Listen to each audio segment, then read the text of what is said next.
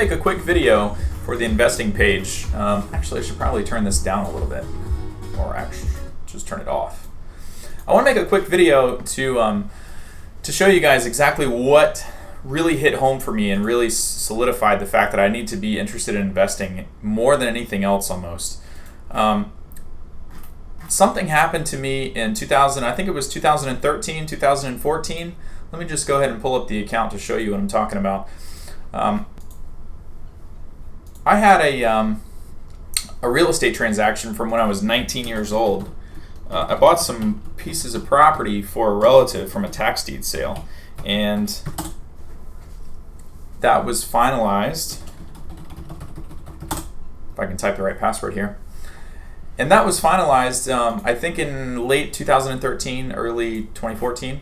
And the point that I want to make here is that, I'm sure you guys can relate to this. I had always, growing up, all I ever heard from my parents was go to school, get good grades, get a good job, or get a degree so you could get a good job, and then all you have to do is save money.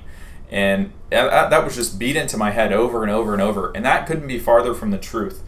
And it wasn't until, for probably an entire year, I had to hold a little over $100,000 until it was time to use those proceeds and pay back some debt and do a few other things that were required. It was the first time that I had money that had never been put to use. And as you can see, I don't even keep hardly any money in these accounts anymore, $34 or something, which is kind of funny. The point is, what really got me interested in alternative methods of investing, and what really was the lit the fire under my ass to start learning how to use the Lending Club platform a couple of years ago, and dump more money into it, a year or two ago, is this.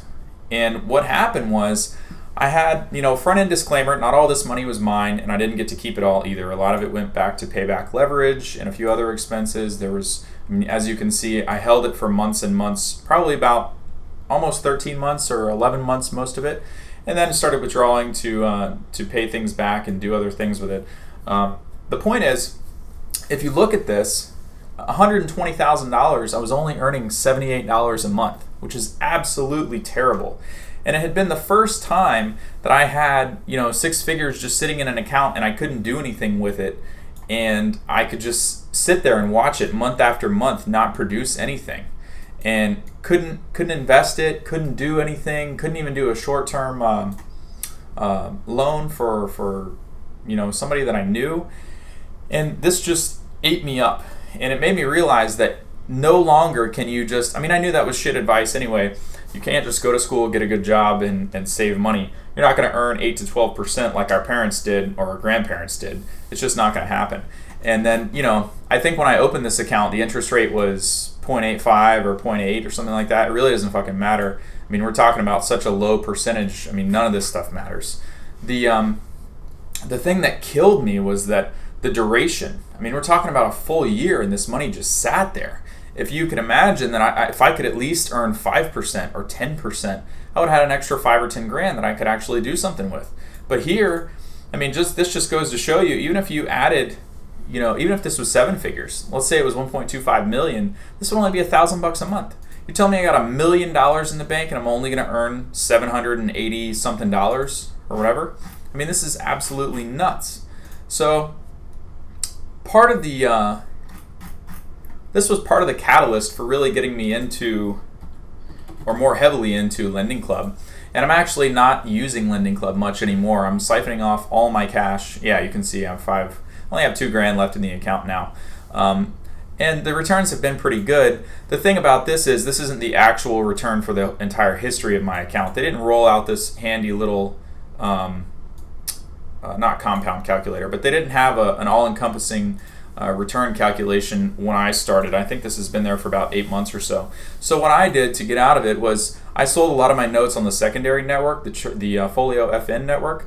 And the thing, originally I was reinvesting everything. I would never have available cash. As soon as the money was available, I would just reinvest automatically. But what I was doing was prolonging a rolling cycle of investing in 36-month or what would it be, 50 or 60-month notes. So I was constantly tying myself up. And in order to do other things, I'd like to get into real estate investing and a few other things that I haven't done before. I'm a pretty handy guy. I needed to start siphoning off this money. But otherwise, I mean, this showed me what the huge difference is of just letting money sit in an account and the importance of continually being interested in investing and always learning about new methods of investing, or at least being consistent in contributing to a current investing method that you know well.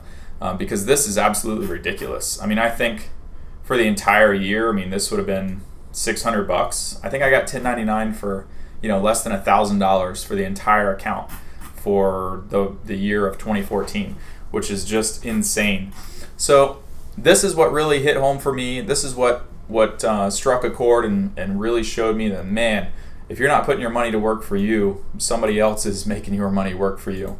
And that was pretty much all it took. And I hope that some readers can kind of comment on some of these methods that are going to be new to me.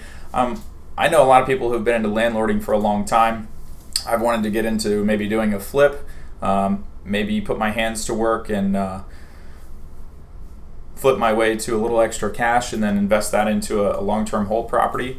Or I might do a little virtual real estate, because then you don't have to deal with tenants and a few other things. And I'd like to do this successfully for a little while. So over the coming months and years, hopefully I'll have case studies showing these new ventures, and I'm excited about it. Looking forward to making a little money. Hope you are too.